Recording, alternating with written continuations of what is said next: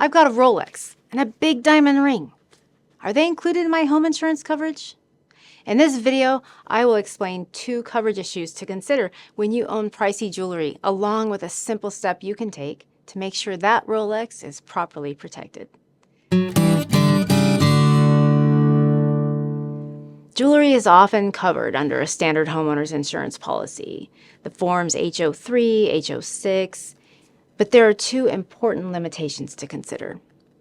First, jewelry coverage on a homeowner's policy is almost always limited to $1,000, maybe $2,000 per piece, with a total cap of $2,500 for all of it, maybe $5,000. This is probably not enough to cover that giant diamond ring. Secondly, under most home policies, personal property, including jewelry, is only covered against certain risks, like theft or fire. And that means that if that beautiful stone comes loose from its setting and you vacuum it up, it happens, maybe to me, or you leave your watch on the hotel bathroom countertop, your homeowner's policy probably won't be able to help you. So what can you do?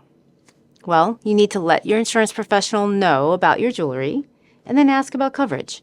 There are scheduled personal property endorsements or jewelry riders that can be added to your policy for a relatively low additional premium.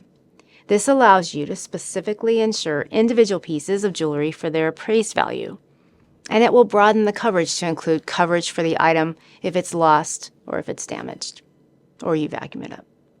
One thing to know, you'll need an appraisal or a receipt so the insurance company can determine the value of that jewelry.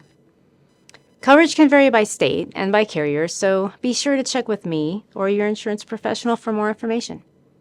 And if you like what you heard here, subscribe to my channel.